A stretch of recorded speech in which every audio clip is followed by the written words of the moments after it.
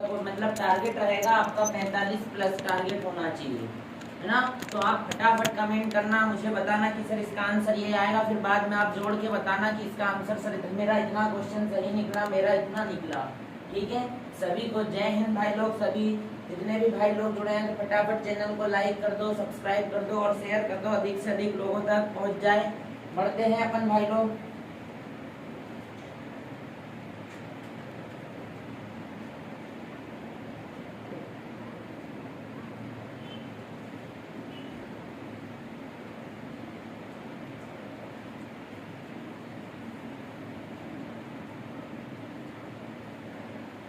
जय हिंद सभी को, जय हिंद। बहुत बढ़िया भाई लोग, जय हिंद। लाइक करते जाइएगा, बढ़ते हैं आगे।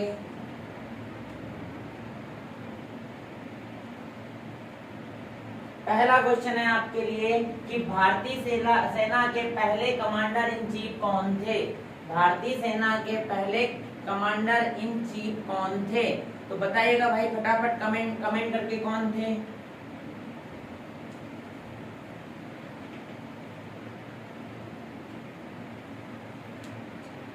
बताओ भाई, भारतीय सेना के पहले कमांडर इन चीफ कौन थे। पहला ऑप्शन है आपके पास राजेंद्र सिंह, दूसरा है के.एम. करियप्पा, तीसरा है आपके पास बिपिन रावत और चौथा है इनमें से कोई नहीं। तो फटाफट कमेंट करके बताइएगा भाई क्या आंसर आ जाएगा।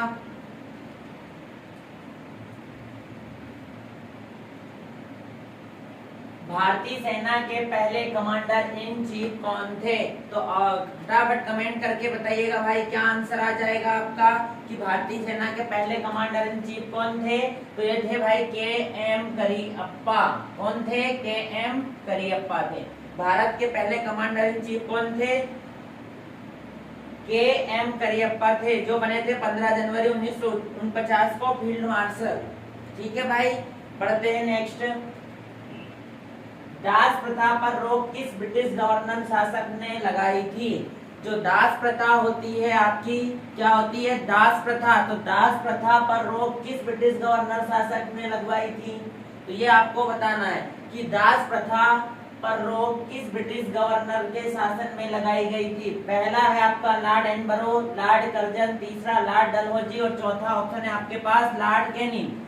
तीसरा ऑप्शन है लॉर्ड डलहौजी, दूसरा है लॉर्ड कर्जन, तीसरा है लॉर्ड एलनबरो। तो बताइएगा भाई कौन सा आंसर आ जाएगा इसका, फटाफट बताओ कौन सा आ जाएगा। फटाफट कमेंट करिए कि दास प्रथा पर रोक किस ब्रिटिश गवर्नर के शासन में लगाई गई थी। तो बताइएगा भाई इसका क्या कौन सा ऑप्शन हो जाएगा।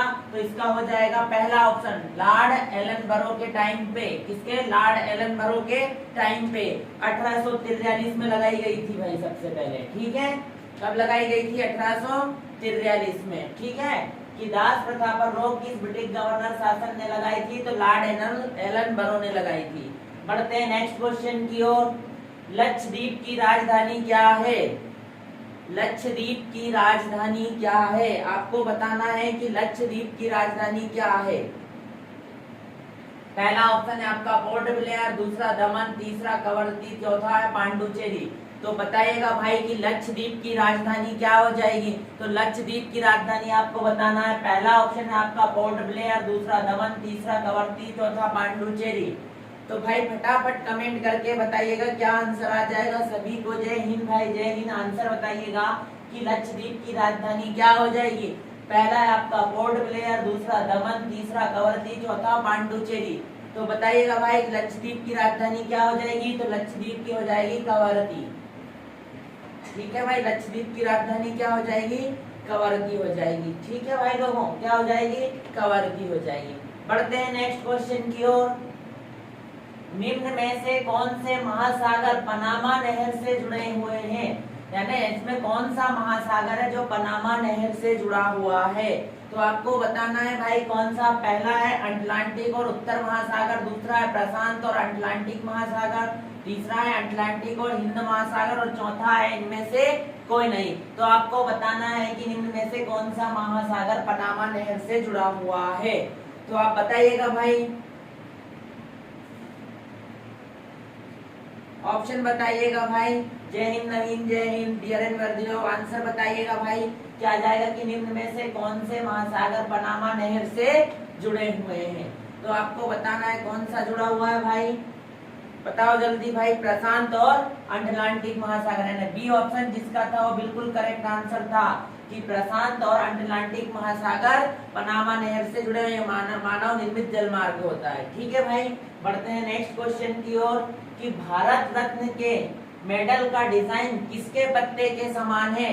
जो आपका भारत रत्न है पुरस्कार, उसका जो डिजाइन है वो किसके पत्ते के समान है। पहला ऑप्शन है आपका चंदन, दूसरा केला, तीसरा बरगद और चौथा पीपल। तो आपको बताना है कि भारत रत्न का जो डिजाइन है उसमें किस फल के पेड़ के पौधे का पत्ता है। तो बताइएगा भाई क्या आंसर आ जाएगा, फटाफट बताइए। भारत रत्न के मेडल का जो डिजाइन है वो किसके पत्ते के समान है।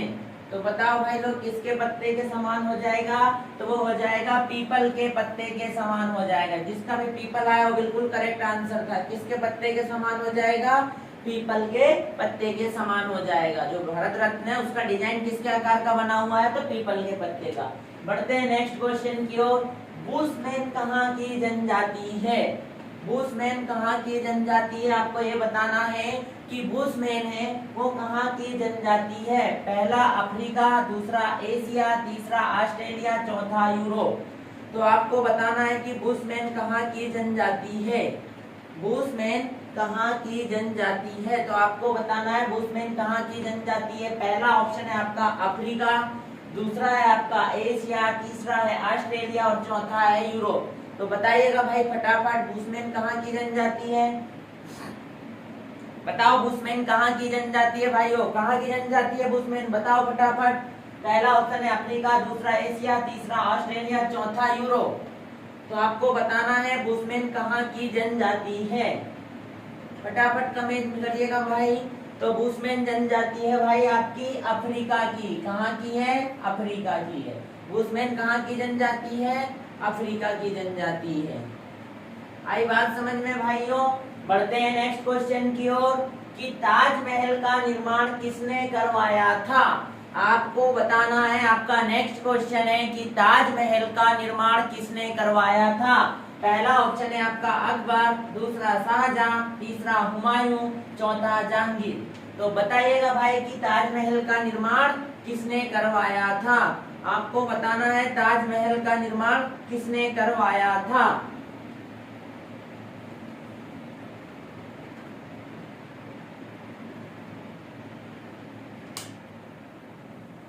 ताजमहल का निर्माण किसने करवाया था। तो बताइएगा भाई। पहला अकबर है आपका, दूसरा है शाहजहां, तीसरा है जहांगीर और चौथा है हुमायूं। तो आपको बताना है कि ताजमहल का निर्माण किसने करवाया था। तो ताजमहल का निर्माण किसने करवाया था भाई, शाहजहां ने करवाया था। किसने करवाया था ताजमहल का निर्माण, शाहजहां ने करवाया था। आई बात समझ में। और ये आगरा शहर में स्थित है और आगरा शहर की स्थापना सिकंदर लोदी कुल ने करवाई थी। आई बात समझ में भाई, बहुत बढ़िया।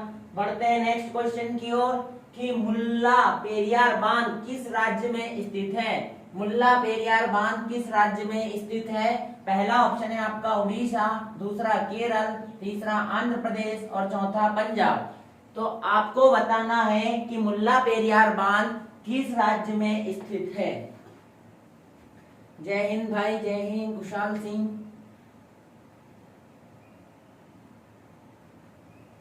बस बढ़िया भाई। मुल्ला पेरियार बांध किस राज्य में स्थित है। पहला उड़ीसा, दूसरा केरल, तीसरा आंध्र प्रदेश, चौथा पंजाब। तो बताइएगा भाई मुल्ला पेरियार बांध किस राज्य में स्थित है। आपको बताना है किस राज्य में स्थित है। कौन सा बांध, मुल्ला पेरियार बांध किस राज्य में स्थित है। पहला उड़ीसा, दूसरा केरल, तीसरा आंध्र प्रदेश, चौथा पंजाब। तो बताइएगा भाई किस राज्य में है। तो ये है भाई केरल राज्य में। मुल्ला पेरियार बांध किस राज्य में है, केरल राज्य में है। किस राज्य में हो जाएगा भाई आपका आंसर, केरल राज्य हो जाएगा। बढ़ते हैं नेक्स्ट क्वेश्चन की ओर कि सऊदी अरब की मुद्रा का नाम क्या है। सऊदी अरब की मुद्रा का क्या नाम है। आपको बताना है कि सऊदी अरब की मुद्रा का क्या नाम है। पहला ऑप्शन है येन, दूसरा दिनार, तीसरा रियाल और चौथा लीरा। तो फटाफट कमेंट कर दीजिएगा भाई कि सऊदी अरब की मुद्रा का क्या नाम है।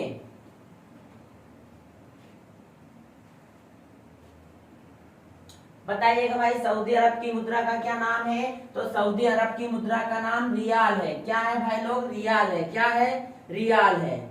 ठीक है भाई, सऊदी अरब की मुद्रा का क्या नाम हो जाएगा? रियाल हो जाएगा। आई बात समझ में? बढ़ते हैं नेक्स्ट क्वेश्चन की ओर। मुंबई स्टॉक एक्सचेंज की स्थापना कब हुई थी?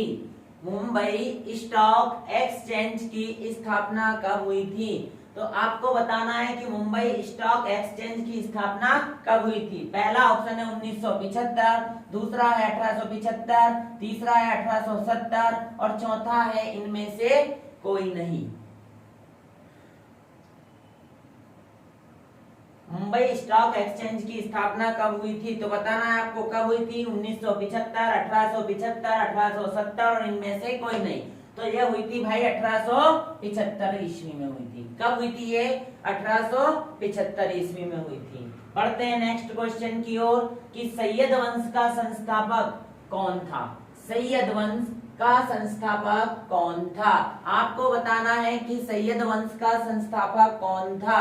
तो पहला ऑप्शन था कुतुबुद्दीन ऐबक, दूसरा गयासुद्दीन तुगलक, तीसरा है खिज्र खां और चौथा है बहलोल लोदी।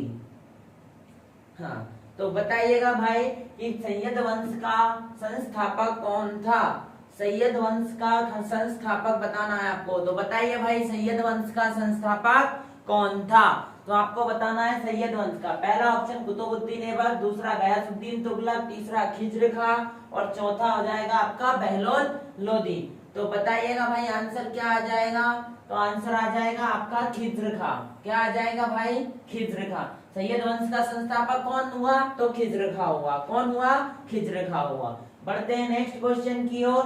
राष्ट्रीय विज्ञान दिवस, कौन सा दिवस राष्ट्रीय विज्ञान दिवस कब मनाया जाता है? आपको बताना है कि राष्ट्रीय विज्ञान दिवस कब मनाया जाता है। राष्ट्रीय विज्ञान दिवस कब मनाया जाता है? पहला है 30 जनवरी, दूसरा 28 फरवरी, तीसरा 10 दिसंबर और चौथा है 12 जनवरी। तो आपको बताना है कि जो राष्ट्रीय विज्ञान दिवस होता है वो कब मनाया जाता है। तो वो मनाया जाता है आपका 28 फरवरी के दिन। आई बात समझ में मेरे दोस्तों? आई समझ में कि जो है राष्ट्रीय विज्ञान दिवस ये 28 फरवरी के दिन मनाया जाता है। बढ़ते हैं नेक्स्ट क्वेश्चन की ओर। बहुत बढ़िया भाइयों। फॉरवर्ड ब्लॉक पार्टी, कौन सी पार्टी? फॉरवर्ड ब्लॉक पार्टी की स्थापना किसने की थी? फॉरवर्ड ब्लॉक पार्टी की स्थापना किसने की थी? आपको बताना है कि जो फॉरवर्ड ब्लॉक था उसकी स्थापना किसने की थी। तो उसकी स्थापना की थी भाई सुभाष चंद्र बोस ने। किसने की थी फॉरवर्ड ब्लॉक की स्थापना? सुभाष चंद्र बोस ने की थी। किसने करी थी भाई लोगों? सुभाष चंद्र बोस ने करी थी। किसकी? फॉरवर्ड ब्लॉक की। बढ़ते हैं नेक्स्ट। राज्यों को भाषाई आधार पर, राज्यों का भाषाई आधार पर पुनर्गठन कब किया गया था? पहला ऑप्शन है 1948, दूसरा 1951, तीसरा 1956, चौथा इनमें से कोई नहीं। तो आपको बताना है कि राज्यों का भाषाई आधार पर पुनर्गठन कब किया गया था। बताओ भाई कि राज्यों का भाषाई आधार पर पुनर्गठन कब किया गया था। तो पहला ऑप्शन है 1948, दूसरा 1951, तीसरा 1956 और चौथा इनमें से कोई नहीं। तो इसका ऑप्शन हो जाएगा भाई 1956। 1956 में भाषाओं के आधार पर राज्यों का पुनर्गठन किया गया और सबसे पहला राज्य कौन सा अलग हुआ था? तो वो हुआ था आपका भाषा के आधार पर आंध्र प्रदेश। कौन सा हुआ था भाई? आंध्र प्रदेश हुआ था, है ना। तो सबसे पहले 1956 में भाषाई आधार पर राज्यों का पुनर्गठन हुआ और सबसे पहला राज्य कौन सा हो गया था? आंध्र प्रदेश। बढ़ते हैं नेक्स्ट क्वेश्चन की ओर भाई लोगों। विजयवाड़ा किस नदी के तट पर या किसके किनारे स्थित है? विजयनगर है वो किस नदी के किनारे स्थित है? आपको बताना है कि विजयनगर राज्य किस नदी के किनारे स्थित है या विजयवाड़ा। तो बताइएगा भाई, बताइएगा विजयवाड़ा किस नदी के किनारे स्थित है। आपको बताना है कि विजयवाड़ा किस नदी के किनारे स्थित है। तो ये है भाई आपका कृष्णा नदी के किनारे। किसके किनारे है भाई? कृष्णा नदी के किनारे। विजयवाड़ा किस नदी के किनारे स्थित है? तो ये है आपका कृष्णा नदी के किनारे। बहुत बढ़िया भाई, बी ऑप्शन बिल्कुल करेक्ट। ठीक है, तो यहाँ से आपका जीके का 15 क्वेश्चन हो गया है। आप बताना भाई लोग कितना आंसर है, कितना आपका राइट हुआ है जीके में, है ना, कितना क्वेश्चन आपका राइट हुआ है। तो ये आपको बताना है कि मेरा जीके का जो पार्ट था उसमें 15 क्वेश्चन आते हैं, 15 में से आप लोगों के कितने कितने सही निकले। ठीक है, कमेंट कर दीजिएगा भाई। मैं बढ़ता हूँ आगे। पीलिया रोग मानव शरीर के किस अंग से संबंधित है?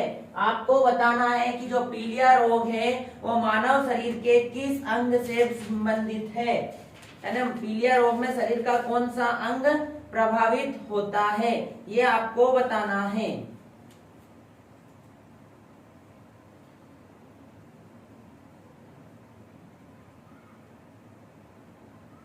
पीलिया रोग मानव शरीर के किस अंग से संबंधित है? तो बताइएगा भाई किससे है? सबको पता होना चाहिए। तो यकृत से। किससे है भाई? यकृत से। पीलिया रोग का समय मतलब मानव का कौन सा अंग प्रभावित होता है? तो आपका यकृत प्रभावित होता है। क्या होता है? यकृत प्रभावित होता है। अब पीलिया रोग में क्या होता है? नाखून पीले पड़ जाते हैं, आंख पीली पड़ जाती है, तो ये आपको याद रखना है। तो इससे पीलिया में आपका क्या हो जाएगा? यकृत। बढ़ते हैं नेक्स्ट क्वेश्चन की ओर। विश्व पर्यावरण दिवस कब मनाया जाता है? विश्व पर्यावरण दिवस कब मनाया जाता है? पहला ऑप्शन 1 दिसंबर, दूसरा 7 अप्रैल, तीसरा 10 दिसंबर, चौथा 5 जून। तो आपको बताना है कि विश्व पर्यावरण दिवस कब मनाया जाता है। आपको क्या बताना है कि विश्व जो पर्यावरण दिवस है वो कब मनाया जाता है।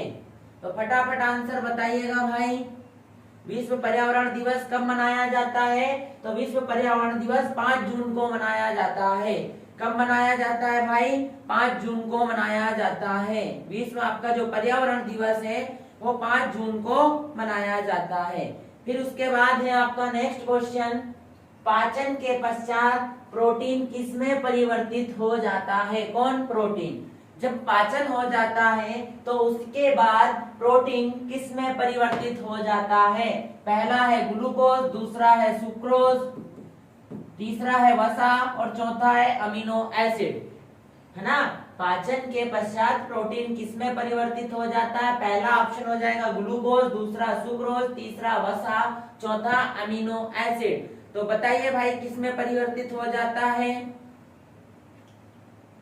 तो ये हो जाता है अमीनो एसिड में परिवर्तित। किसमें हो जाता है भाई? अमीनो एसिड में। कि जो पाचन होता है उसके पश्चात प्रोटीन किसमें बदल जाता है? तो अमीनो एसिड में बदल जाता है।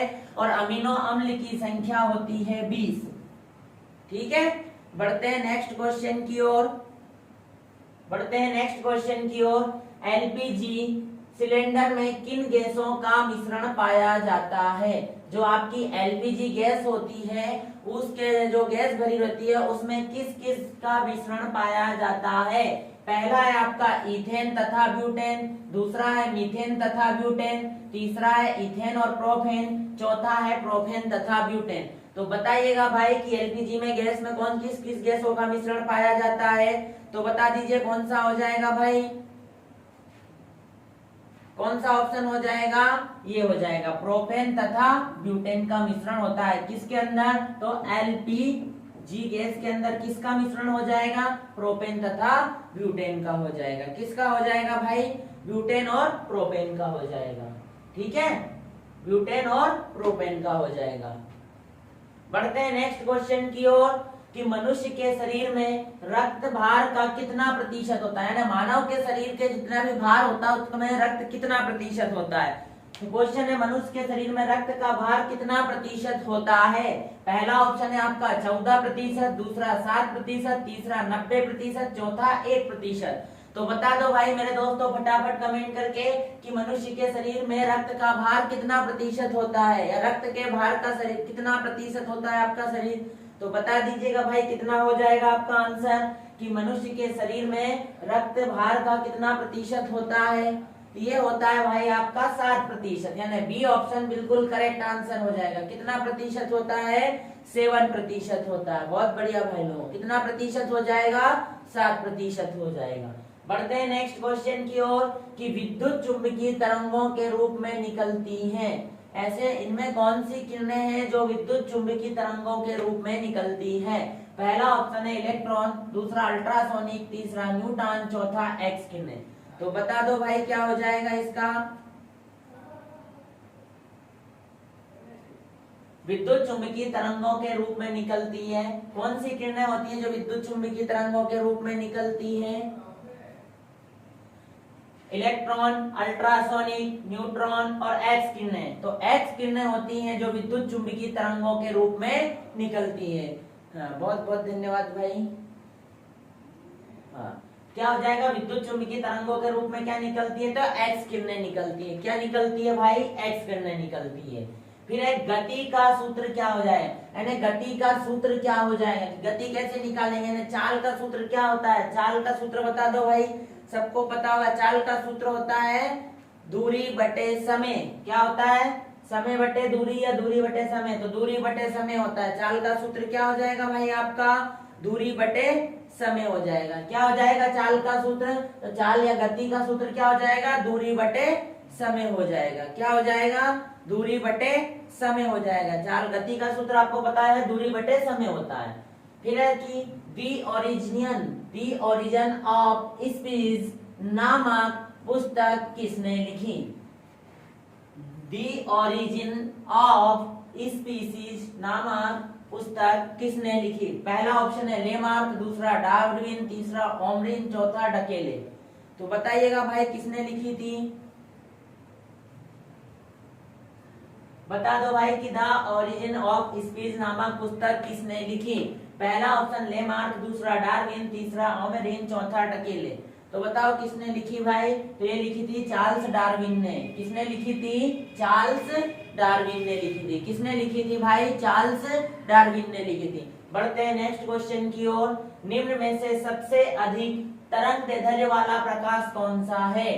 निम्न में से सबसे अधिक तरंग दैर्ध्य वाला प्रकाश कौन सा होता है? निम्न में से बताना है आपको सबसे अधिक तरंग दैर्ध्य वाला प्रकाश क्या होता है? पहला ऑप्शन लाल प्रकाश, दूसरा नीला, तीसरा हरा, चौथा बैंगनी। तो बताओ भाई सबसे अधिक प्रकाश किसका, तरंग दैर्ध्य किसका हो जाएगा? निम्न में से सबसे अधिक तरंग दैर्ध्य वाला प्रकाश क्या हो जाएगा आपका भाई? फटाफट बताइएगा भाई। लाल प्रकाश हो जाएगा। कौन सा हो जाएगा? लाल हो जाएगा। कौन सा प्रकाश हो जाएगा भाई? लाल प्रकाश। ठीक है, क्या आ जाएगा इसका कि निम्न में से सबसे अधिक तरंग दैर्ध्य वाला प्रकाश कौन सा हो जाएगा?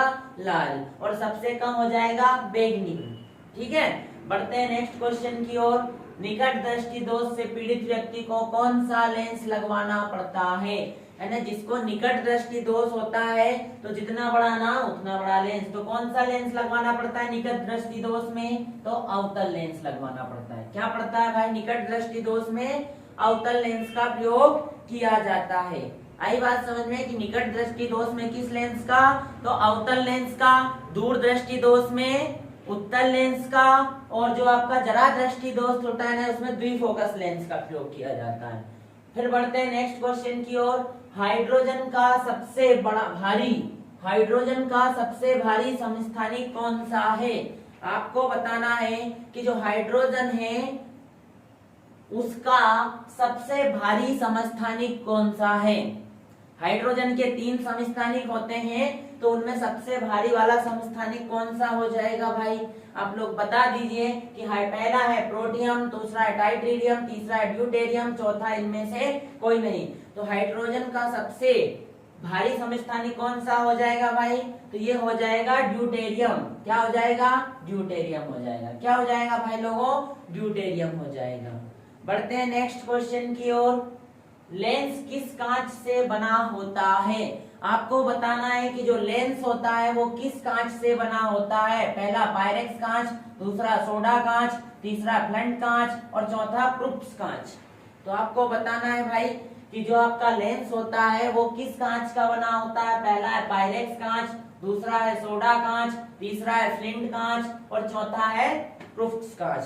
तो बता दीजिएगा भाई किस कांच का बना होता है। तो तो ये बना होता है भाई फ्लिंट कांच का। काई का बना होता है? फ्लिंट कांच का। काई का बना होता है? फ्लिंट कांच का बना होता है। ठीक है भाई, कौन सा आ जाएगा इसका?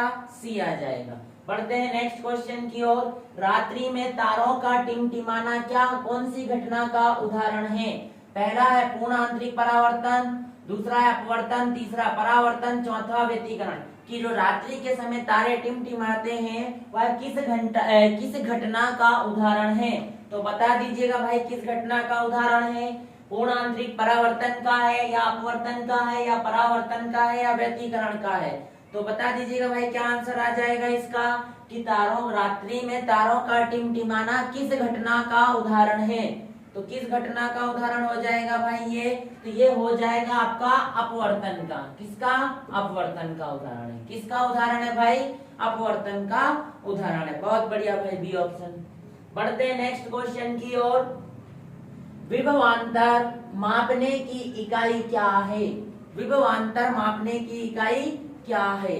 आपको बताना है कि विभवांतर मापने की इकाई क्या है। पहला हो जाएगा आपका अमीटर, दूसरा वोल्ट मीटर, तीसरा बैरोमीटर और चौथा फेदोमीटर। तो बताइएगा भाई कि विभवांतर मापने की इकाई क्या हो जाएगी आपकी? विभवांतर मापने की इकाई क्या हो जाएगी? फटाफट बताइएगा कि विभवांतर मापने की इकाई क्या होगी। तो बताइएगा भाई विभवांतर मापने की इकाई क्या हो जाएगी, फटाफट बताइए। तो विभवांतर को किस में मापा जाता है भाई? वोल्ट मीटर में मापा जाता है। किस में मापा जाता है विभवांतर को? वोल्ट मीटर के अंदर मापा जाता है। किसको? विभवांतर को। बढ़ते हैं नेक्स्ट क्वेश्चन की ओर। आवर्त सारणी का पहला तत्व कौन सा है? आपको बताना है कि जो आवर्त सारणी होती है उसका पहला तत्व कौन सा हो जाएगा। तो ये आपको बताना है कि आवर्त सारणी का पहला तत्व कौन सा है। फटाफट बताइएगा भाई आवर्त सारणी का पहला तत्व कौन सा हो जाएगा? आवर्त सारणी का पहला तत्व कौन सा हो जाएगा? पहला है हाइड्रोजन, दूसरा हीलियम, तीसरा लिथियम, चौथा इनमें से कोई नहीं। तो आवर्त सारणी का पहला तत्व कौन सा हो जाएगा भाई? हाइड्रोजन से ही स्टार्ट होती है। Hydrogen, helium, lithium, beryllium. तो आपका क्या आंसर आ जाएगा? A option. कौन सा? हाइड्रोजन। तो ये आपके भाई कितने क्वेश्चन हो गए हैं? 30 क्वेश्चन जीके और साइंस के हो चुके हैं। जीके और जीएस क्या रहा आपका स्कोर बता दीजिएगा भाई। बढ़ते हैं मैथ्स की ओर। पहला ही क्वेश्चन था आपका कि एक 180 मीटर लंबी रेलगाड़ी एक निश्चित चाल से चलते हुए एक सिग्नल खंबे को 9 सेकंड में पार कर जाती है। रेलगाड़ी की चाल क्या होगी? आपको बताना है रेलगाड़ी की चाल क्या होगी। एक 180 मीटर लंबी रेलगाड़ी एक निश्चित चाल से चलते हुए एक सिग्नल खंबे को 9 सेकंड में पार कर जाती है। रेलगाड़ी की चाल क्या होगी? तो बता दीजिएगा भाई। पहला ऑप्शन है 80 किलोमीटर प्रति घंटा, दूसरा है 72 किलोमीटर, तीसरा है 90 किलोमीटर और चौथा है इनमें से कोई नहीं। तो आपको बताना है भाई, तो फटाफट बता दीजिए। डीआरएन वर्दी वाले भाई का पहला ऑप्शन आ रहा है भाई, देखते हैं फटाफट बताइए कि एक 180 मीटर लंबी रेलगाड़ी एक निश्चित चाल से चलते हुए एक सिग्नल खंबे को 9 सेकंड में पार कर जाती है। रेलगाड़ी की चाल क्या होगी? तो देखते हैं भाई क्या होगी। देखते हैं भाई कि एक 180 मीटर लंबी रेलगाड़ी, मैंने आपको बताया था कि प्लस में हो जाएगा। तो 180 लंबाई यहाँ पे आती है, तो यहाँ पे लंबाई 180 कितने समय में पार कर रही है? 9 सेकंड में पार कर रही है। और कितनी लंबी है चाल बताना, तो x और x के साथ में 5 और नीचे 18। ठीक है भाई। 9 एकम 9, 9 दूनी 18, 5 एकम 5, 5 चुको 20, 18 चुक कितना हो गया? 72 हो गया। कितना हो गया? 18 चुक 72। तो रेलगाड़ी की चाल क्या निकल जाएगी भाई? 72 किलोमीटर प्रति घंटा निकल जाएगी। कितनी निकल जाएगी? 72 किलोमीटर प्रति घंटा। बढ़ते हैं नेक्स्ट क्वेश्चन की ओर। 1 से 25 तक की 1 से 25 तक की सभी प्राकृत संख्याओं का औसत क्या हो जाएगा? 1 से 25 तक की सभी प्राकृत संख्याओं का औसत क्या हो जाएगा? आपको ये बताना है कि 1 से 25 तक की सभी प्राकृत संख्याओं का औसत क्या होगा। तो बता दीजिएगा भाई 1 से 25 तक की सभी प्राकृत संख्याओं का औसत। पहला है 20, दूसरा है 14, तीसरा है 13, चौथा है 9। तो बता दीजिएगा भाई 1 से 25 तक की सभी प्राकृत संख्याओं का औसत क्या हो जाएगा? तो 20, 14, 13, 9। तो बताओ भाई, तो ये भी देख लेना भाई 1 से 25 तक की, तो 1 + 25/2, तो ये हो गया 26/2। तो कितनी हो जाएगी भाई? 13 हो जाएगा। कितना आ जाएगा इसका आंसर? 13 आ जाएगा। कितना आ जाएगा भाई लोगों? 13 आ जाएगा। आई बात समझ में? बढ़ते हैं नेक्स्ट क्वेश्चन की ओर कि एक चुनाव में मात्र 2 उम्मीदवार थे जिसमें जीतने वाला उम्मीदवार 54% मत प्राप्त किया और वह 640 मतों से जीत गया। तो उस चुनाव में कुल कितने मत पड़े थे, यानी कितने वोट डाले गए थे? पहला ऑप्शन है आपके पास 6000, दूसरा 7000, तीसरा 8000 और चौथा 9000। तो आपको बताना है कि एक चुनाव में 2 उम्मीदवार थे जिसमें जीतने वाला उम्मीदवार 54% मत प्राप्त करता है और वह 640 मतों से जीत जाता है। तो चुनाव में कुल कितने वोट डाले गए थे? तो बता दीजिएगा भाई। पहला ऑप्शन है 6000, दूसरा 7000, तीसरा 8000 और चौथा 9000। तो बताओ भाई कितना आंसर आ जाएगा? फटाफट कमेंट करके बताओ।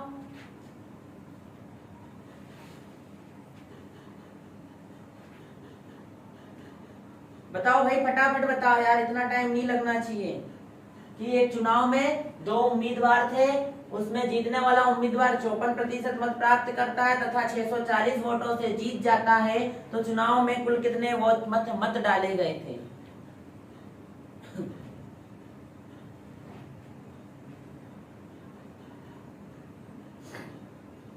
बताओ भाई फटाफट यार, कोई बात नहीं देखना। एक चुनाव में मात्र कितने उम्मीदवार थे? 2 उम्मीदवार थे। तो जो एक उम्मीदवार है वो कितना प्रतिशत वोट लाता है? 54, और जीतता कितने से है? 640 से। तो हारने वाला कितना लेके आता होगा भाई? हारने वाला कितना लाता होगा? 44 कि 46? 46। तो 6 4 10 का 0 हासिल का 1 9। तो ये कितने से हार रहा होगा? 640 से। तो आपको क्या बताना है? आपको 100 का मान बताना है। तो यहाँ से अंतर कितने का? 8 का। यहाँ से अंतर कितने का? 640 का। तो 8 का मान कितना? 640। तो 8 एकम 8, 8 अठैया 64। ठीक है, ये 80 हो गया। 80 का गुणा 100 में करा तो कितना आ गया भाई लोगों? 8000। तो चुनाव में कुल कितने वोट डाले गए थे? 8000 वोट डाले गए थे। बढ़ते हैं नेक्स्ट क्वेश्चन की ओर कि A/B बराबर 3/2, B/C बराबर 5/4 हो तो A/B/C का मान आपको बताना है। तो बताइएगा भाई ये A/B/C का मान कितना हो जाएगा?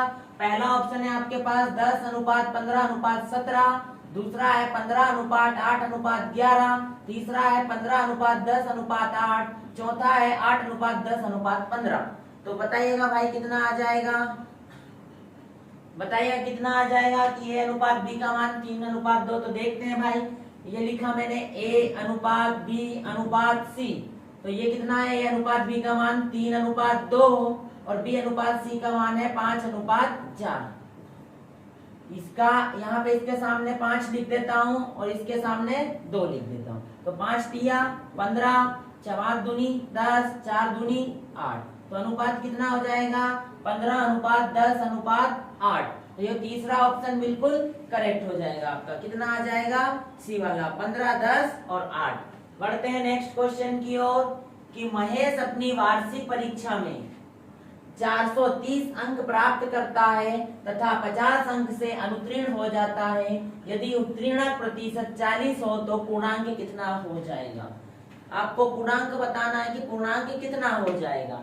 पहला ऑप्शन है 1000, दूसरा है 1200, तीसरा है 1800, चौथा है 2000। तो आपको बताना है भाई लोगों कि महेश अपनी वार्षिक परीक्षा में 430 अंक प्राप्त करता है तथा 50 अंक से अनुत्तीर्ण हो जाता है। यदि उत्तीर्ण प्रतिशत 40% हो तो पूर्णांक कितना होगा? तो बता दीजिएगा भाई पूर्णांक कितना हो जाएगा? बता दो भाई पूर्णांक कितना हो जाएगा?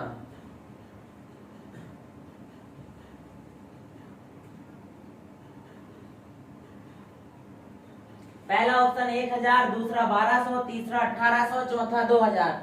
तो बता दो भाई पूर्णांक कितना हो जाएगा? फटाफट कमेंट करके बताइएगा कि पूर्णांक कितना हो जाएगा। कि महेश अपनी वार्षिक परीक्षा में 430 अंक प्राप्त करता है तथा 50 अंक से अनुत्तीर्ण हो जाता है। तो यदि पूर्णांक उत्तीर्ण प्रतिशत 40 हो तो पूर्णांक बताओ, नहीं याद है कोई बात नहीं, देखना। ठीक है भाई कितने लाता है वो 430, फिर कितने से हो जाता है 50 से, तो इसमें जोड़ दो भाई, ये कितना हो गया 480। ये प्लस बनाया, 100 का मान मुझे ज्ञात करना है, 480 का मान कितना है 40 है। एक जीरो से एक जीरो, 4 एकम 4, 4 दूनी 8, 12 इंटू 100 कितना हो जाएगा 1200, कितना हो जाएगा 12 इंटू 100 1200, यानी पूर्णांक कितना था भाई लोगों 1200 था, कितना था पूर्णांक 1200 था। बढ़ते हैं नेक्स्ट क्वेश्चन की ओर कि 7 के प्रथम 5 गुणजों का औसत क्या होगा। 7 के प्रथम 5 गुणजों का औसत क्या होगा। जो 7 है उसके प्रथम 5 गुणजों का आपको क्या बताना है, औसत बताना है। 7 के प्रथम 5 गुणजों का औसत क्या हो जाएगा, बताइएगा भाई। 7 के प्रथम 5 गुणजों का औसत, 7 के प्रथम 5 गुणजों का औसत क्या होगा, आपको बताना है। 7 के प्रथम 5 गुणजों का औसत क्या हो जाएगा। चैनल को लाइक करते जाइएगा, सब्सक्राइब करते जाइएगा भाई, और दबा के कमेंट करो यार, कितना आंसर आ जाएगा इसका। 7 के प्रथम 5 गुणजों का औसत, 7 के प्रथम 5 गुणजों का औसत क्या हो जाएगा, देखते हैं भाई। 7 के प्रथम 5 गुणज लेना है, तो ये पहला ऑप्शन था आपका 7, दूसरा 14, तीसरा 21, चौथा 28। तो 7 का प्रथम 5 गुणज का मान कितना हो जाएगा, तो 7 के प्रथम 5 गुणज हो जाएंगे 21। कैसे, 7 का पहाड़ा बोलना था, 7, 7 दूनी 14, 7 तिया 21, 7 चुको 28 और 7 पंजे 35। तो देखो 2 इधर से छोड़ देता हूँ, 2 इधर से छोड़ देता हूँ तो भी 21 आ जाएगा। या ऐसे कर लो 7 प्लस 35, क्योंकि बराबर का अंतर है 2 से भाग लगा दो तो 21 कितना हो गया 42, 42 बटे 2 कितना हो गया 21। ऐसे भी कर सकते हैं, या फिर इन सबको जोड़ के 5 से भाग लगाओ तो भी 21 आ सकता है। ठीक है भाई लोग, बढ़ते हैं नेक्स्ट क्वेश्चन की ओर कि प्रेशर कुकर की कीमत में 20% की वृद्धि होने से उसकी बिक्री 50% से घट जाती है। कोई दुकानदार पहले से कितना प्रतिशत कम या अधिक आय प्राप्त करेगा। पहला है 10%, दूसरा है 20%, तीसरा है 30% और चौथा है 40%। तो बताइएगा भाई कितना आंसर हो जाएगा आपका कि प्रेशर कुकर की कीमत में 20% की वृद्धि होने से उसकी बिक्री 50% से घट जाती है। कोई दुकानदार पहले से कितना प्रतिशत कम या अधिक आय प्राप्त करेगा।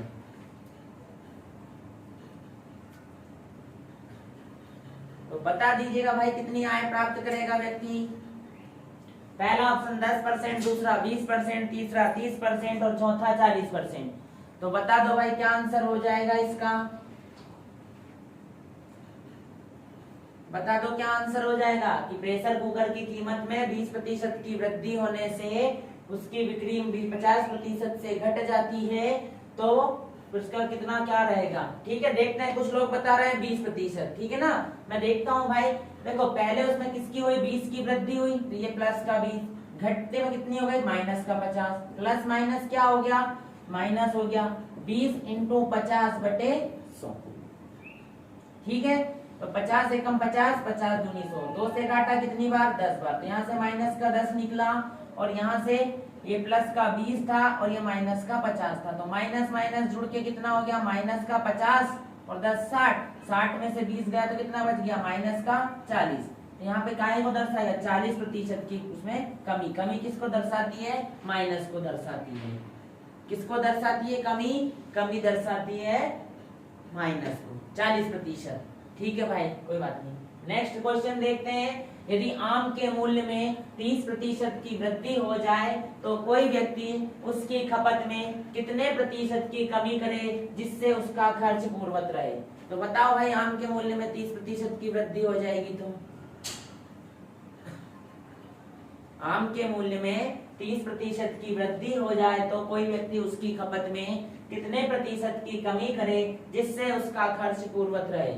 तो बताइएगा भाई। पहला ऑप्शन है 1 सही 23/11%, दूसरा 13 सही 1/23%, तीसरा है 23 सही 1/13% और चौथा है 23 सही 2/13%। बता दीजिएगा पहला ऑप्शन आएगा कि दूसरा आएगा कि तीसरा आएगा या चौथा आएगा। क्वेश्चन था यदि आम के मूल्य में 30% की वृद्धि हो जाए तो कोई व्यक्ति उसकी खपत में कितने प्रतिशत की कमी करे जिससे उसका खर्च पूर्ववत रहे, जिससे उसका खर्च पूर्ववत रहे। तो बता दीजिएगा भाई क्या आंसर आ जाएगा। नहीं आ रहा है, कोई बात नहीं। आम के मूल्य में क्या हुई 30%। अभी आम का मूल्य 100 है तो बढ़ के कितना हो गया 130। अंतर कितने का आ गया 30 का। ये प्लस बनाया, 100 का नया मान कितना भाई 130 हो गया। अंतर कितने का हो गया 30 का हो गया x। ठीक है, अब देखो एक जीरो से एक जीरो कट गया। अब यानी देखो भाई ये 23 वाला ऑप्शन तो हो ही नहीं सकता है बिल्कुल भी, क्योंकि बटे में तो 13 आएगा, क्योंकि 13 से भाग लगेगा। तो 100 में भाग लगाना 3 से, तो कितना हो गया 300। 300 में मुझे भाग लगाना है 13 से, तो 13 दूनी 26, बचा कितना 4। अब देखो भाई ये वाला ऑप्शन भी कट हो गया। अब इन दोनों में से कोई सा एक ऑप्शन होगा भाई, तो देखते हैं। 13 दूनी 26, बचा कितना 4, उतारिए जीरो। 13 ती कितना हो गया 39 हो गया, बचा कितना 1। तो देखो भाई कौन सा हो जाएगा 23 सही 1/13%। कितना हो जाएगा 23 सही 1/13%, क्योंकि 23 बार भाग गया 1 बच गया और 13 से भाग लगाया। ठीक है भाई, तो क्या आंसर आ जाएगा इसका 23 सही 1/13%। बढ़ते हैं नेक्स्ट क्वेश्चन की ओर कि कितने समय बाद 15% की दर से 3,300 रुपए का साधारण ब्याज 990 रुपए हो जाएगा। कितने समय बाद 15% की दर से 3,300 रुपए का साधारण ब्याज 990 रुपए हो जाएगा। तो पहला ऑप्शन है आपके पास 2, दूसरा ऑप्शन है 3, तीसरा ऑप्शन है 4 और चौथा ऑप्शन है 5। तो इसमें से बता दीजिएगा भाई क्या आंसर आ जाएगा कि कितने समय बाद 15% की दर से 3,300 रुपए का साधारण ब्याज 990 रुपए हो जाएगा। बताओ भाई ऑप्शन फटाफट बताओ, ऑप्शन कितना आ जाएगा कि कितने समय बाद 15% वार्षिक की दर से 3,300 रुपए का साधारण ब्याज 990 रुपए प्राप्त होगा। तो बताओ भाई आंसर कितना हो जाएगा। नहीं आ रहा है, देखते हैं। कितने समय में, अपन को समय बताना है भाई। ठीक है, 100 का मान कितना है 3,300 रुपए, ब्याज कितना मिल रहा है 990 रुपए। कितने समय में 15% से समय अपन को टाइम बताना है। तो 1 0 से 1 0, 1 0 से 1 0, 33 एकम 33, 33 तिया 99, 5 दूनी 10, 5 तिया 15, 5 दूनी 10, 3 से 3 कट गया यानी 2। तो कितना आंसर आ जाएगा 2 आंसर आ जाएगा। कितना टाइम लगेगा भाई 2 वर्ष लगेगा। बहुत बढ़िया भाई कमलेश, कितना आंसर आ जाएगा आपका 2 वर्ष। बढ़ते हैं नेक्स्ट क्वेश्चन की ओर कि जब ए की आय बी से 20% कम हो तो बी की आय ए से कितना प्रतिशत अधिक होगी। प्रतिशत का सवाल है कि जब ए की आय बी से 20% कम हो तो बी की आय ए से कितना प्रतिशत अधिक होगी। पहला ऑप्शन है 10%, दूसरा 20%, तीसरा 25%, चौथा 50%। तो बताइएगा भाई कितना आंसर आ जाएगा। बहुत बढ़िया भाई बेटा निकिता। जब ए की आय बी से 20% कम हो तो बी की आय ए से कितना प्रतिशत अधिक होगी। पहला 10%, दूसरा 20%, तीसरा 25%, चौथा है आपका 50%।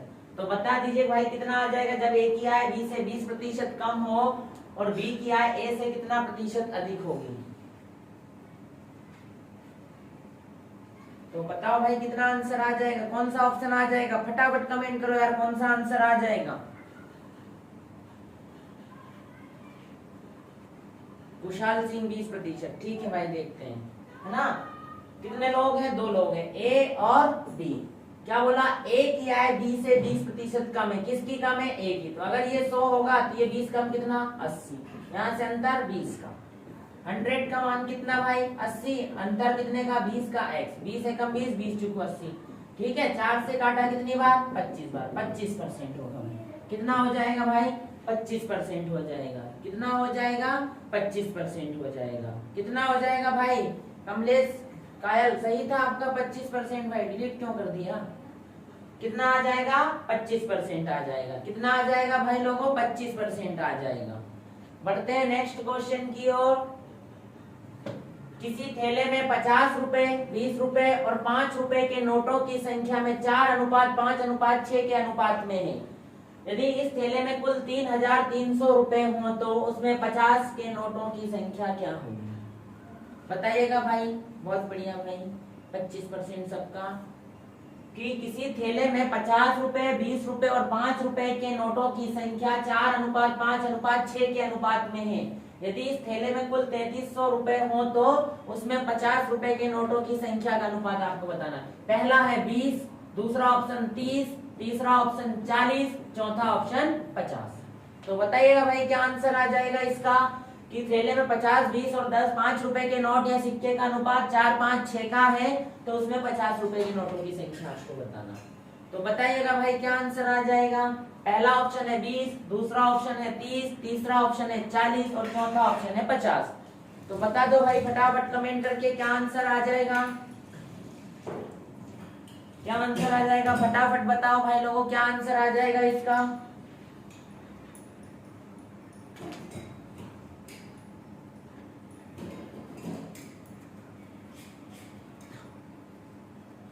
निकिता शर्मा 40, कमलेश कायल 40। ठीक है देखो, ठीक है भाई। कितने कितने नोटों की संख्या, टोटल रुपए कितने हैं? पहली बात तो टोटल रुपए है 3,300। ठीक है, अनुपात किसका? 50 रुपए का है। ये अनुपात 20 रुपए के हैं। किसके? 20 रुपए के भी हैं और अपने किसके हैं? 5 रुपए के भी हैं। अनुपात कितना है? 4, 5 और 6। गुणा करूंगा 4, 5 चौको 20, कितना हो गया? 200। यहाँ से कितना हो जाएगा? 20 × 500 और 6 पंजे कितना हो गया? 30 हो गया। तो ये कितना हो जाएगा? 100, 200 और 300, 200 और 100 330। तो ये 330 का मान कितना हो गया? 3,300। 50 के नोट का अनुपात कितना है? 4 है, तो ये 4 रख दिया। 330 एकम 330, 10 × 4 कितना हो गया?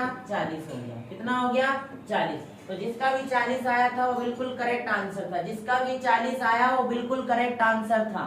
बढ़ते हैं नेक्स्ट क्वेश्चन की ओर। कि कोई धन साधारण ब्याज की दर से 2 वर्षों में 2,240 रुपए और 5 वर्षों में 2,600 रुपए हो जाता है, वह धन क्या होगा? पहला है 2,200, दूसरा 2,400, तीसरा 1,800, चौथा 2,000। बताओ भाई कौन सा हो जाएगा वह धन? कि 2 वर्षों में 2,240 रुपए और 5 वर्षों में 2,600 रुपए हो जाता है, तो वह धन क्या हो जाएगा? पहला ऑप्शन है 2,200 रुपए, दूसरा 2,400, तीसरा 1,800, चौथा है आपका 2,000 रुपए। तो बता दो भाई कौन सा आंसर आ जाएगा इसका?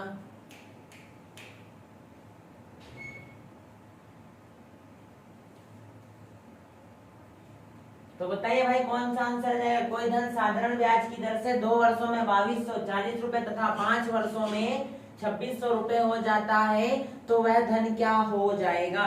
वह धन आपको बताना है। पहला ऑप्शन है 2,200, दूसरा 2,400, तीसरा 1,800, चौथा 2,000। कोई बात नहीं भाई, देखना कुछ भी नहीं करना है।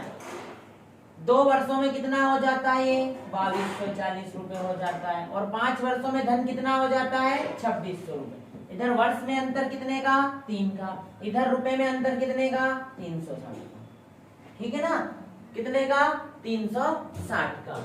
अब मैं इस 360 में 1 साल भाग लगाता हूँ 2 से, तो कितना आ जाएगा? 2 एकम 2, 2 अठे 16, 2 से भाग नहीं, सॉरी 3 से भाग लेगा। 3 एकम 3, 3 दूनी 6, कितना हो जाएगा? 3 दूनी 6, यानी 1 साल का ब्याज कितना आ जाएगा? 120 रुपए। तो अपने पास यहाँ पर दे रखा है 2,240। ये कितने साल का ब्याज है? 2 साल का। पूरा ब्याज और निश्चित 2 साल का ब्याज कितना आया? 1 साल का 120, तो 2 साल का कितना आ जाएगा? 240 रुपए। तो 240 इसमें से घटा दूंगा तो कितना बच जाएगा? 2,000। तो मूलधन कितना हो जाएगा? 2,000 रुपए हो जाएगा। कितना हो जाएगा मूलधन? 2,000। अगर आपको 2 वाले से नहीं करना, 5 वाले से करना है, तो 1 साल का ब्याज जब 120 है तो 5 साल का 12 पंजे 60 यानी 600 रुपए हो जाएगा। तो यहाँ 5 साल है तो इस 2,600 में से 600 रुपए घटा दोगे तो भी आपका 2,000 आ जाएगा। बढ़ते हैं नेक्स्ट क्वेश्चन की ओर। कि एक रेडियो को 500 रुपए में खरीदकर 650 रुपए में बेच दिया गया, विक्रेता को कितने रुपए का लाभ हुआ? आपको बताना है कि एक रेडियो को 500 रुपए में खरीदकर 650 रुपए में बेच दिया गया, विक्रेता को कितने रुपए का लाभ हुआ? बताना है आपको कि विक्रेता को कितना रुपए का लाभ हुआ। कितने में खरीदा था, एक रेडियो को 500 रुपए में खरीदकर 650 रुपए में बेच दिया गया, तो विक्रेता को कितने रुपए का लाभ हुआ। सीधी सिंपल बात है भाई, पहला 150, दूसरा 160, तीसरा 170 और चौथा 180। अरे 500 में कोई सी वस्तु खरीदी और 650 रुपए में बेच दी, यानी तो उसको कितने रुपए ज्यादा मिल गए, 150 रुपए का उसको क्या हो गया, फायदा हो गया। उसको क्या हो गया, 150 रुपए का फायदा हो गया। ठीक है भाई लोगों, बढ़ते हैं नेक्स्ट क्वेश्चन की ओर कि दो संख्याओं का मासा 144 यदि पहली संख्या तथा दूसरी संख्या क्रमशः 288 और 432 हो तो उनका लासा क्या हो जाएगा। पहला ऑप्शन है 72, दूसरा है 144, तीसरा है 576 और चौथा है 864। तो बता दो भाई फटाफट कमेंट करके कि दो संख्याओं का मासा 144, पहली तथा दूसरी संख्या क्रमशः 288 और 432 हो तो लासा क्या हो जाएगा। बताओ भाई फटाफट कमेंट करके लासा कितना हो जाएगा, बताओ लासा कितना हो जाएगा। आपको लघुत्तम समापवर्त्य बताना है, तो बताओ भाई कौन सा आंसर आ जाएगा इसका।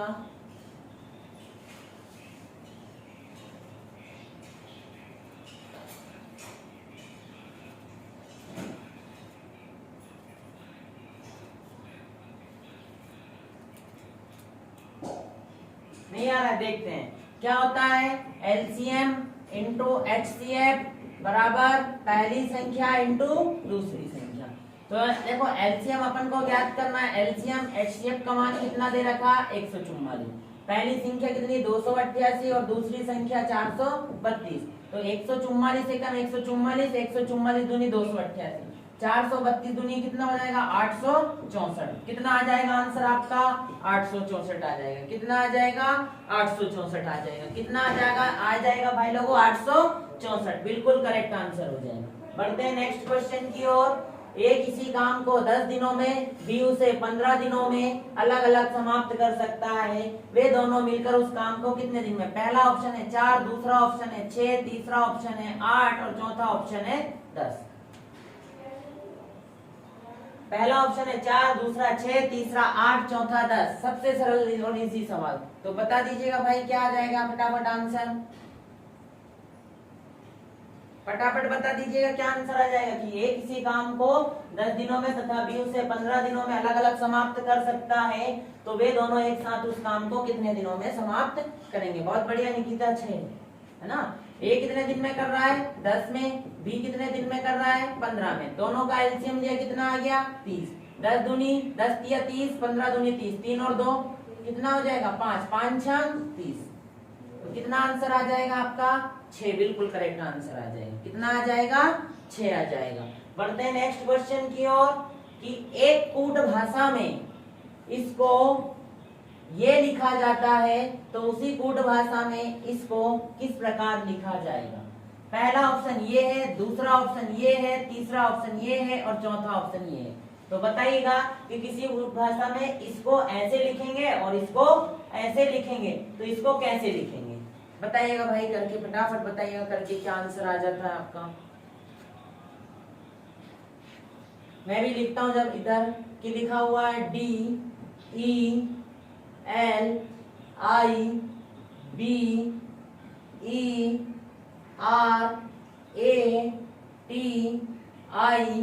ON, ठीक है।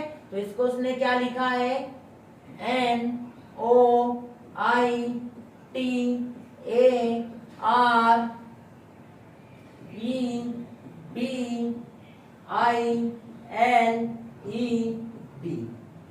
ठीक है।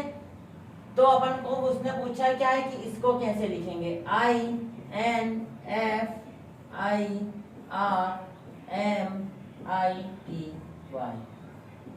इसको कैसे लिखेंगे। तो कौन सा ऑप्शन आ जाएगा मेरे दोस्तों।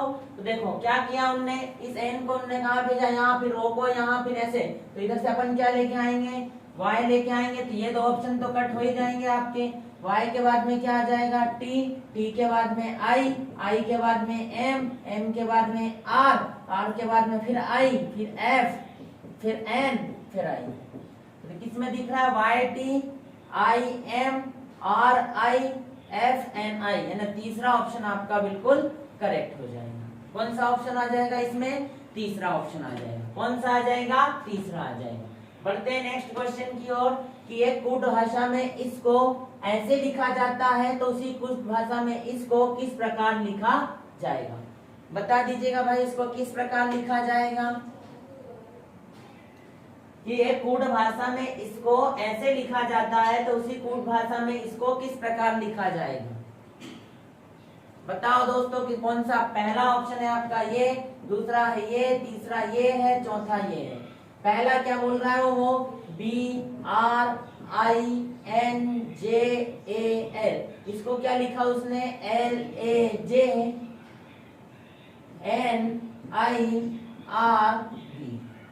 ऐसे लिखा। तो आपसे पूछा किसने? किसका? उसने LADYFINGER,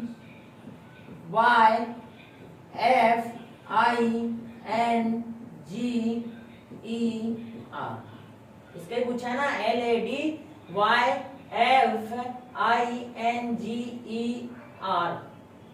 तो देखो इस एल को यहाँ लिखा, एल के बाद में ए के बाद में जे के बाद में एन के बाद में आई, आर के बाद में आर और बी के बाद में। तो ऐसे इधर से उठा के लाऊंगा आर, फिर आर के बाद में क्या? ई के बाद में क्या आ जाएगा? जी के बाद में क्या आ जाएगा? एन के बाद में क्या? आई के बाद में एफ के बाद में वाई के बाद में डी के बाद में ए के बाद में एल।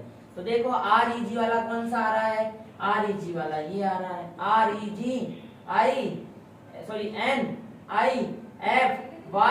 NIFYDAL, यानी आपका तीसरा ऑप्शन बिल्कुल क्या हो जाएगा? करेक्ट हो जाएगा। सी ऑप्शन क्या हो जाएगा? बिल्कुल करेक्ट हो जाएगा। बढ़ते हैं नेक्स्ट क्वेश्चन की ओर कि विषम संख्या युग्म को चुनिए, यानी इसमें से विषम संख्या कौन सी है ना, जो चारों से अलग होती है। तो विषम संख्या चुनिए, इसमें से क्या हो जाएगी आपकी? कि विषम संख्या का एक जोड़ा है इसमें जो विषम है, तो उसको आपको चुनना है। तो क्या हो जाएगी विषम संख्या का युग्म? बताइएगा भाई, पहला ऑप्शन हो जाएगा कि दूसरा हो जाएगा कि तीसरा हो जाएगा कि चौथा हो जाएगा? विषम संख्या का युग्म जोड़ा बताना है आपको। तो बताइएगा विषम संख्या का जोड़ा क्या हो जाएगा इसमें? पहला 34 43, दूसरा 57 75, 12 31, 15 41। तो कौन सा हो जाएगा? फटाफट कमेंट कर दो भाई, कौन सा हो जाएगा?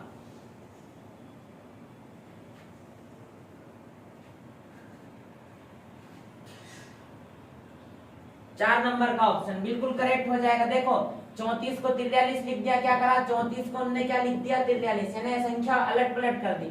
57 को क्या कर दिया? 75 लिख दिया। 12 को क्या लिख दिया? 21 लिख दिया। और ये 15 को 41 लिख सकते हैं क्या? नहीं लिख सकते। तो ये वाला ऑप्शन बिल्कुल आपका गलत है। नेक्स्ट क्वेश्चन देखते हैं, दिए गए विकल्पों में से रिक्त स्थान की पूर्ति करें। एक के बाद में 9 के बाद में 25 के बाद में 49 के बाद में 121। तो बताओ क्या आ जाएगा? पहला ऑप्शन है 100, दूसरा है 81, तीसरा है 51 और चौथा है 64।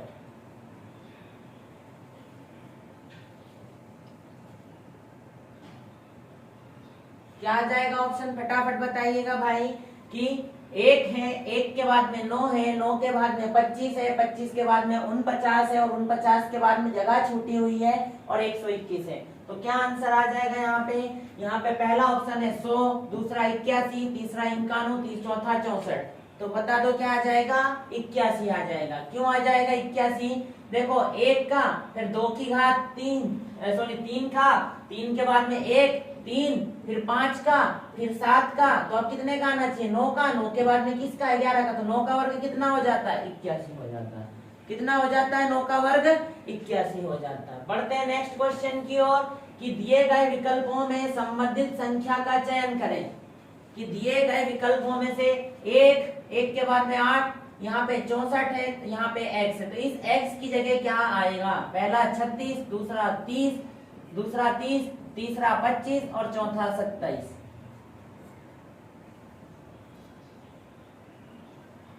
दिए गए विकल्पों में से संबंधित संख्या का चयन करें। तो 1 है, 1 के बाद में 8 है, 8 के बाद में क्या आ जाएगा?